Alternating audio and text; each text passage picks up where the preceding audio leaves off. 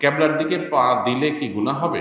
ক্যাবলার দিকে পা লম্বা করে কেউ ঘুমাইলেন, শুইলেন, বসলেন, এটা গুনাহ হবে কিনা? এই বিষয়ে ওলামায়ে আহনাফের মতে এটা মাকরুহ, অনুচিত। কেবলার প্রতি সম্মান প্রদর্শনের অংশ হিসেবে এটা করা উচিত নয়। কারণ নবী করিম সাল্লাল্লাহু আলাইহি সাল্লাম কেবলার দিকে ফিরে পেশাব পায়খানা করতে নিষেধ করেছেন, পরিষ্কার হাদিস রয়েছে। এটা কেন নিষেধ করেছেন? নিশ্চয়ই কেবলার প্রতি সম্মান প্রদর্শনের খাতিরে। সো পাও লম্বা করে কেবলার দিকে যদি আমরা বসি, তাহলে কেবলার দিকের বা কাবার প্রতি বাহ্যিক দৃষ্টিকোণ থেকে অসম্মান হয়। আমাদের সমাজে কারোর দিকে পা লম্বা করে বসলে এটা তার প্রতি অসম্মান এবং অবজ্ঞা প্রদর্শন হিসেবে বিবেচনা করা হয়। মোটা দাগে যেহেতু কাবার প্রতি সম্মান প্রদর্শন করার বিষয়টা প্রমাণিত, বিধায় কাবার দিকে ইচ্ছাকৃত কোনো কারণ ছাড়া পাও দিয়ে বা লম্বা করে বসাটাও অনুচিত এবং আদবের খেলাফ। যদি এ ব্যাপারে সৌদি আরবের ওলামায়ে কেরাম তথা অন্যান্য ওলামায়ে কেরামের মত ভিন্ন, তারা বলেন যে না, কেবলার দিকে পা দিয়ে বসলে কোনো অসুবিধা নেই, কারণ কোনো হাদিসে আসলে এটা নিষেধ নাই। কোরআন হাদিসে কোথাও আলাদা করে পেশাব পায়খানা করা নিষেধ আছে, কিন্তু পাও দিয়ে বসা যাবে না এমন কোনো কথা নাই, অতএব এটাতে অসুবিধা নেই। তো দুই পক্ষেরই যুক্তি আছে, প্রমাণ আছে। ইজতিহাদি বিষয়, সতর্কতা এবং অধিকতর নিরাপদ মত হলো যে কেবলার দিকে ইচ্ছাকৃতভাবে পা না দিয়ে বসা, কেবলার প্রতি সম্মান প্রদর্শনের জন্য। বর্তমান জামানায় ইসলামিক গজলের মধ্যে বিভিন্ন থাম্বনেল ইউজ করা হয়, যা অনেকটা গান বাদ্যযন্ত্রের মতো, এই ধরনের গজল শোনা বা অনলাইনে রিলিজ দেওয়া জায়েজ হবে কিনা? থাম্বনেল যেটা, এটা তো একটা পিকচার, এখানে বাদ্যযন্ত্রের ছবি দিলেই ওইটা শোনা হারাম হয়ে যাবে না। যদি ইসলামী গজল বা গানের কথাগুলোর ব্যাকগ্রাউন্ড সাউন্ডের মধ্যে যদি কোনো মিউজিক থাকে, মিউজিক বাজে সূক্ষ্মভাবে, তাহলে সেটা শোনা না জায়েজ, গুনাহ, শোনা যাবে না।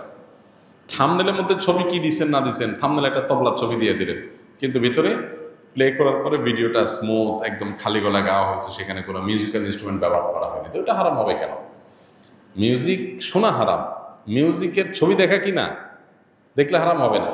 বিধায় আপনার থাম্বনেলের ছবি কি আছে না আছে এটার জন্য ভিডিও হারাম হবে না। তবে হ্যাঁ, আজকাল অনেক আপনার গজল, ইসলামী সঙ্গীত বের হয়েছে যেগুলোতে সূক্ষ্মভাবে মিউজিক আছে, আপনি একটু মনোযোগ দিয়ে শুনলে বোঝা যায় যে মিউজিক ব্যবহার করা হয়েছে, সেগুলো শোনা হারাম। এগুলো আপনার খুবই সূক্ষ্মভাবে মানুষকে হারামের দিকে নিয়ে যায়। আমরা হয়তো ইসলামের কথা শুনে, আল্লাহর কথা শুনে, কোরআন হাদিসের কথা শুনে, ভালো কথা শুনে আমরা এগুলোকে শুনি, কিন্তু নিজের অজান্তে আমি হারামে লিপ্ত হয়ে যাচ্ছে। এগুলোকে আমাদের সতর্ক থাকতে হবে। ফ্রেশ খালি গলা গাওয়া হয়েছে এবং সেখানে মিউজিকের কোনো ইনস্ট্রুমেন্টের ব্যবহার করা হয়নি, শুধু সেগুলো আপনি শুনতে পারবেন। আল্লাহ আমাদেরকে আমল তৌফিক দান। প্রকৃত আহলুস সুন্নাহ ওয়াল জামাতের অনুসারী কারা, জানিয়ে ধন্য করবেন। আহলুস সুন্নাহ ওয়াল জামাত এর মানুষদের মৌলিক এবং মোটা দাগে পরিচয় হলো, আহলুস সুন্নাহ মানে হলো যারা নবী সাল্লাল্লাহু আলাইহি সাল্লামের সুন্নাহকে বিশ্বাস করে, মোটা দাগে সুন্নাতে রাসূলের আলোকে যারা চলে। শুধু কোরআন নয়, কোরআনের পাশাপাশি সুন্নাতে রাসূলকেও তারা জীবন বিধান হিসাবে গ্রহণ করে এবং সেটাকে অনুসরণ করে চলে। যারা সুন্নাতকে অস্বীকার করে, সুন্নাতকে মানে না, শুধু কোরআনকে মানার কথা বলে, এরা আহলুস সুন্নাহ না। এরা মূলত মুনকিরে হাদিস, হাদিস অস্বীকারী, যাদেরকে আহলে কোরআন বলা হয়। এটা একটা ভ্রান্ত ফিরকা এবং কোনো কোনো ক্ষেত্রে এই যে সুন্নাতের প্রতি অবজ্ঞা, সুন্নতকে বর্জন করা, এটা আমাদের সমাজে দিন দিন এত বেশি বেড়ে চলেছে যে এইটা আমাদের অনেককে আধুনিক ইসলাম চর্চার নাম দিয়ে ভয়ঙ্কর একটা জায়গায় নিয়ে যাচ্ছে। এটা সুস্পষ্টভাবে ঈমান থেকে খারিজ করে দেয় মানুষকে। যদি কেউ সুন্নতে রাসূলকে এর প্রামাণ্যতাকে অস্বীকার করে, সে মুসলমানই থাকে না। খুব ভয়াবহ একটা ব্যাপার। আর আহলুস সুন্নাহ হলো যারা কোরআনের পাশাপাশি সুন্নতে রাসূলকে জীবন বিধান হিসেবে গ্রহণ করে। আর ওয়াল জামাআহ মানে হলো জামাআতুস সাহাবা, সাহাবীদের জামাত বা সাহাবায়ে কেরামের প্রতি যাদের শ্রদ্ধা আছে, ভালোবাসা আছে, তাদের প্রতি স্বীকৃতি আছে, অনুসরণ করে সাহাবায়ে কেরামকে। এরা হলো আহলুস সুন্নাহ ওয়াল জামাআহ। অর্থাৎ একদিকে রাসূল আকরাম সাল্লাল্লাহু আলাইহি ওয়াসাল্লাম সুন্নাহকে তারা মানে, আর অপরদিকে সাহাবায়ে কেরামের ব্যাখ্যা বিশ্লেষণ, মোটা দাগে সাহাবায়ে কেরামকে অনুকরণীয় মনে করে। হ্যাঁ, ইন্ডিভিজুয়ালি ব্যক্তিগতভাবে কোনো ব্যক্তি সাহাবীর কোনো ভুল হতে পারে, কিন্তু মোটা দাগে মৌলিকভাবে সাহাবায়ে কেরাম তারা কোরআন হাদিসের ব্যাখ্যার জন্য সবচেয়ে উপযুক্ত ব্যক্তি এবং তাদেরকে অনুসরণ করে। সেক্ষেত্রে এটা হলো আহলুস সুন্নাহ ওয়াল জামাতের পরিচয় মোটা দাগে। এর বাইরে আসল জামাতের বৈশিষ্ট্য, তাদের আলামত, তাদের বিশ্বাস বিস্তারিত, এগুলো নিয়ে অনেক ছোট বড় বই পুস্তক লেখা আছে বিস্তারিত, সেগুলোতে আমরা দেখে নিতে পারবো ইনশাআল্লাহ। আমার বয়স 19 বছর। আমি ছোট থেকে নানু নানার সাথে থাকি, আমার মা বাবার সাথে থাকি না, কিন্তু মা বাবার সাথে কথা হয়, দেখা হয়। এখন আমার প্রশ্ন, আমার নানা নানু অসুস্থ হলে আমার খুব খারাপ লাগে, কিন্তু মা বাবার ক্ষেত্রে খারাপ লাগে না, টেনশন হয় না। এখন আমার মাঝে মধ্যে মনে হয় আমি সন্তান হিসেবে কুসন্তান হয়ে গেছি নাকি।